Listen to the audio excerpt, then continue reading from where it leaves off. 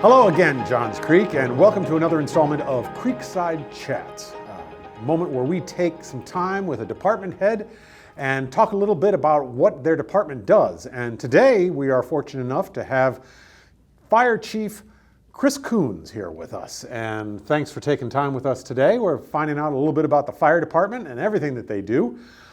Chief Coons, first off, tell us a little bit about all of the services, obviously fighting fires, but all of the services that the fire department is responsible for responding to and doing for our community. Absolutely. So, the fire piece of it's a little bit of a misnomer. That's the least thing that we actually do. We do a lot more than just fire response. Of course, we do fire prevention, education, inspections, plan reviews for new construction. So those are kind of things that we do in the background outside of what you see us doing when you see the big trucks. As far as our call responses, obviously fire calls of any type, hazardous material spills or leaks, natural gas leaks, medical calls. We offer advanced life support on every one of our rigs here in Johns Creek on the Johns Creek Fire Department, with the exception of our one ladder truck. So we are able to get there, respond on a medical call before the ambulance gets there. We are equipped with everything the ambulance has minus a stretcher. So we can do everything they can do prior to their arrival as far as stabilizing the patient and getting them ready to be transported. And other types of incidents we respond to are various service calls, people stuck in elevators, broken water lines, water main breaks, along with many, many other types. Trees down, you'll see us out in storms, clearing the roads from trees falling, wires down, such as that. But we're a little unique in Johns Creek because we have a pretty robust water rescue team here. Over half of the members of our department are trained and certified to respond to moving and swift water rescue calls. We have 2 boats here, and not many fire departments in the world have a water rescue component, so that's a little bit different and something kind of specialized for us. How many emergency calls would you say you get during a typical season for water rescue? Oh gosh, it can vary. Sometimes it may just be one call, but we'll have literally 100 people that we have to rescue out of the river if it's a bad storm. Johns Creek has a very popular section of the river for tubing and for other recreational activities out on the river. So while that's wonderful, on the flip side, if there's a bad storm that pops up in the summertime or whatever the case may be, somebody's had a few too many toddies and get themselves in a little bit of a pinch, we go get them. We've had up to 200 people rescued during one call out on the river by our folks, partnered with our neighbors, Gwinnett County, and the Department of Natural Resources. They'll also send resources to help us. Sure. When you're driving by the Chattahoochee, it looks quite calm, but I guess that's not always the case with water movement after a storm or even a dam release. That's correct? right. Yeah, and we encourage folks to be sure to check those Beaufort Dam release times every day or whatever day you plan to go out on that river to see when that dam will be releasing, especially in the summertime because it can vary a good bit depending on power needs. So you mentioned water rescue training that a number of your staff attend and are trained on, but what other types of training do fire department staff members go through? We do, obviously, medical training, very robust medical training.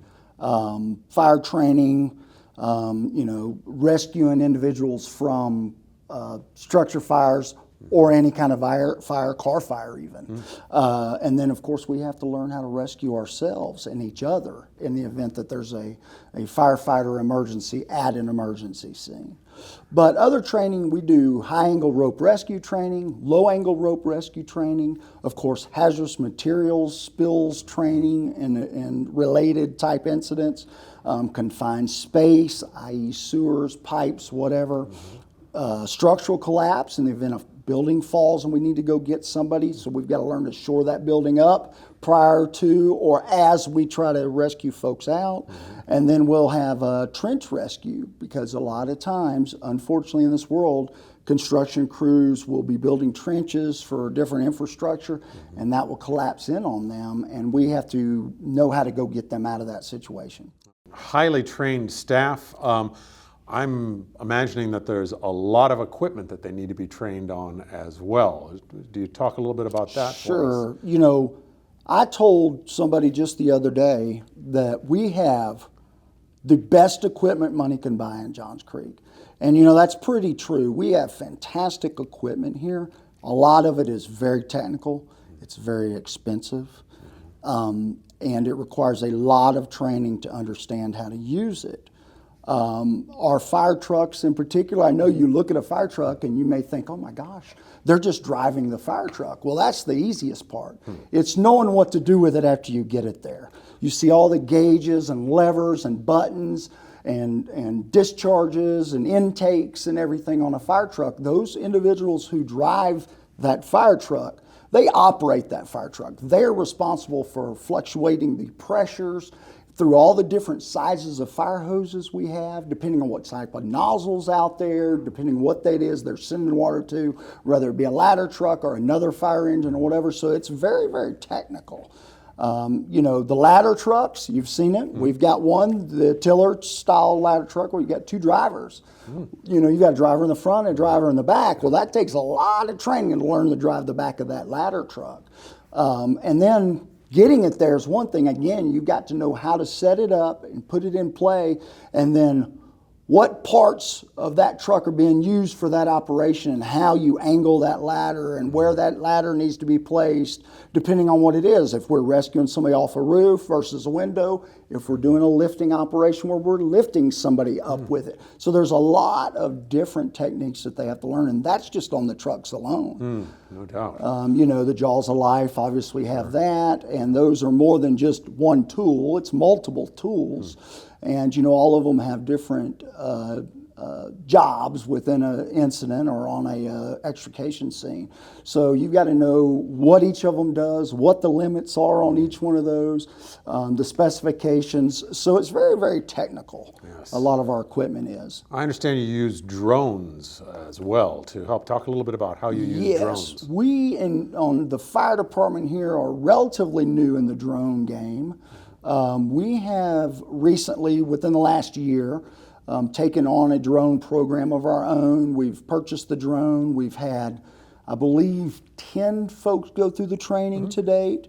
And our drone is very specialized. This isn't exactly one you would buy at a department store, but it even has a microphone. We can talk to the person, spotlights. It has thermal imaging on it, so we can pick up the heat of somebody if we're doing a search in the woods after dark or during the daytime. We can detect the heat of that person to locate them. You'll have on occasion, you'll have children or seniors drift off, and we'll have to go look for them. But one of our key uses of this drone will be on our river rescue operations, because sometimes we'll get a call to the river, and that's the last place the person was known to be.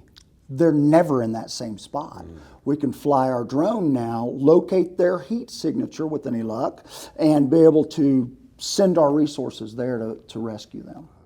All of your fire department team members are in different locations. We have some here at City Hall, right? Yes. But talk about our fire stations out there. Where are they located within the city? We have 4 fire stations. We've designed or located them very specifically, strategically.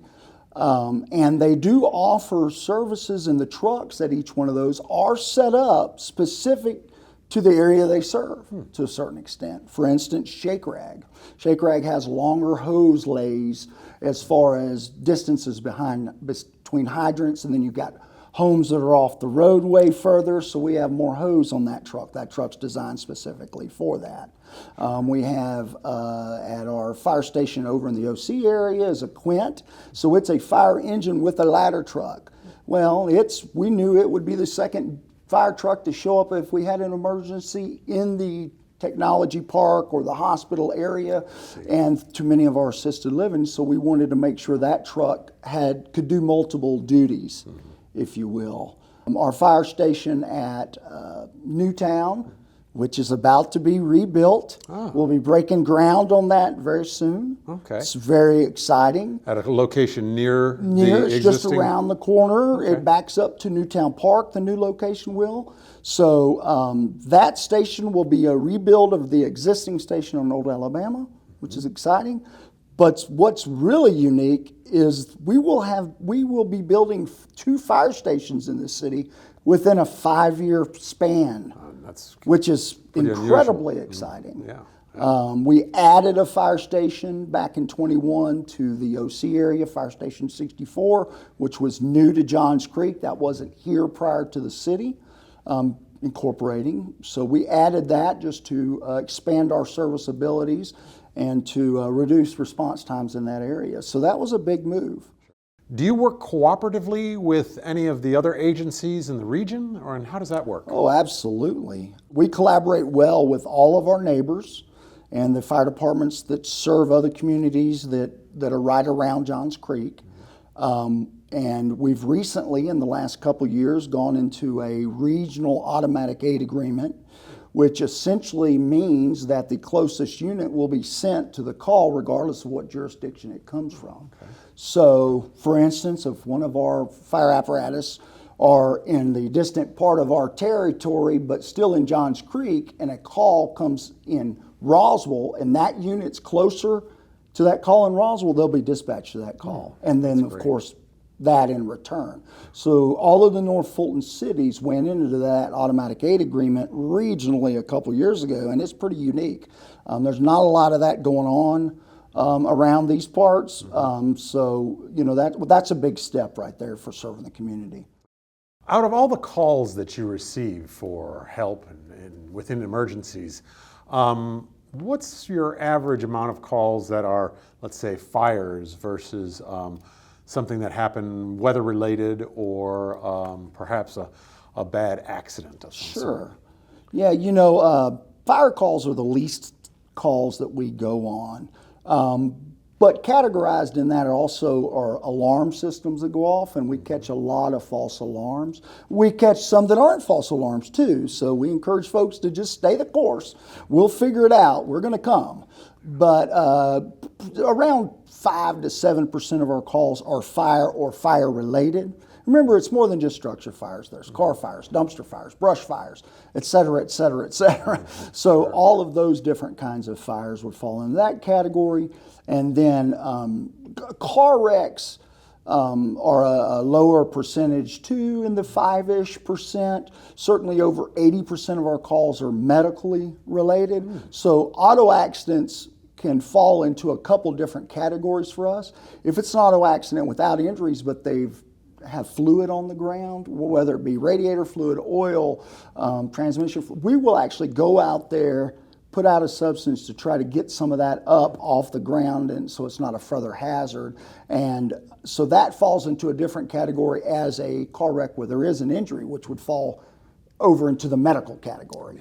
And I understand that even with some general 911 calls, you guys are some of the first to respond and to be on site for many of the emergencies that happen in Johns Creek. Absolutely. For the most part, if you dial 911, you're going to get a fire truck or something from the fire department. You know, obviously there are strictly just law enforcement issues, but a lot of times we cross-pollinate on everything. Sure. Obviously car wrecks, you know, medical calls, our police friends will respond out there with us. And, you know, Johns Creek Police Department's a little unique too. They pitch in, they will get there and put their hands on the patient and help prior to our arrival many times, which is really good. Speaking of our residents, are there any tips or advice that you'd like to share, particularly for homeowners or folks who live in apartments regarding safety? Yes, absolutely. You guys may have heard there was a recent fire in North Fulton County. Unfortunately, there was fatalities involved because the smoke detectors were not working. Oh, goodness. And this was in a multifamily apartment building of some sort. It was not in Johns Creek. But I encourage folks to make sure your smoke detectors are working. Even if they're not the battery-dependent smoke detectors, they're the hardwire smoke detectors, make sure they work. They sell a product at most stores, home improvement stores, that you can spray and it will simulate smoke and it'll make sure that your smoke detectors are working. Oh, that's smart. So the smoke detector working is probably the most important component of surviving a structure fire at your house, for sure. Are there important areas within the home that you want to guarantee that you have a smoke detector present? Yes, you don't want to put one right in the kitchen. I know you would think so, otherwise, because it will go off a lot. And then what happens? You start ignoring it. It's not a thing anymore, right? So yes, there are places strategically locate your smoke detectors, like outside of bedrooms, in certain hallways, on different locations within the layout of your home, which everybody's home is a little different. So yes, absolutely. It's important as to where those are located. Did you know it's also important, and I know it's hard to do for many folks, but sleeping with your doors shut to your bedroom make a big difference in survivability of a house fire. Oh, that's great advice. Okay. Yes, because what that does is it slows the fire down from getting into the bedroom with you, so that you may be able to hear that smoke detector prior to it being supercharged with smoke and make an escape out the window or whatever your route is.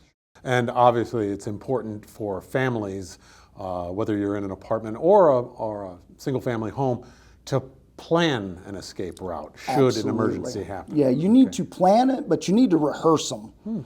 And especially with little kids, you've got to rehearse them. You've got to train them as to what the route is to escape, or routes, depending where you're at in the house, and then where do you meet up afterwards. Generally, let's meet up at the mailbox. Sure. And we like the mailbox too, because that's what we're going to see when we pull up. And if mom or dad or whomever is standing there, we can say, "Is everybody here with you?" They say yes. That's a good thing. That changes how we're going to do business a little bit. But if they say, "No, little so-and-so didn't make it, we haven't found that person," or that person, that also changes the way we do business. Everything stops until we go find that person. So our fire attack will be delayed so that we can go into rescue mode and search and rescue mode and look for those folks. Wow, that's great. Well, you do so much to protect the people in our community. Tell us a little bit about the other things that you do within the community in terms of outreach and some instruction. Absolutely. We have a dedicated community outreach person in our fire marshal's office. And, historically, I think we all are used to them working with the kids mostly. Well, we, of course, do that, but we've expanded some of our efforts into fire and injury prevention in adults and in seniors, fall prevention in seniors. We've got a pretty culturally diverse area or demographic here, so we have multiple language different outreaches out there. Departmentally, we've taken on the autism research as one of our big charities that we push for is the Marcus Autism Foundation. So you'll see us out collecting with the boot. Many people think that goes to the fire department. It does not. We donate all of that to autism research on the Johns Creek Fire Department. If you notice, each one of our fire trucks have got a fire department symbol with the autism puzzle in it. And that's because, that is our chosen here on our fire department charity that we've determined that we want to support. Sure. So also, if someone might be interested in finding a way to join the Johns Creek Fire Department, Yes. Where do they go? Who do they call? Yes, so you go to the Johns Creek website, and there is a firefighter recruiting page within the website. Be found under the HR piece of it, and then also on the fire page of it. But yeah, we are currently hiring now for a recruit school coming up after the first of the year. Oh, great. So historically, mostly we've hired lateral firefighters from other departments. Well, now we've done it two classes already, and we're going to do a third class of bringing people in off the street and training them in all of it, fire, EMS. and putting them on fire trucks, which takes about a year from the time you start class till you're on a fire truck. And is there any special consideration given to someone who may have served in the armed forces? Is there looking for recruits in that manner? Absolutely. The fire department's paramilitary. We wear uniforms. We have a command structure, a very defined chain of command. So yeah, the military folks, it's an easier transition to fall into this lifestyle, I would think. Sure. Yeah. Well, is there anything that I failed to ask or that you would like to talk about in terms of the services you and your department provide? I will tell you that we've got a public safety combined police and fire citizens academy that we do every year. We just finished one a few months back. We will be recruiting for the next one coming up. Okay. And anybody within the community who's more interested in seeing what police and what the fire department does day to day and get to be a little bit more immersed in what we do, please look for that recruiting announcement on the website. Well, Chief, I'm thankful for your time today. We really appreciate you sharing your knowledge and your expertise with all of our residents, and look forward to speaking again with you soon. Absolutely. Thank you very much. Sure.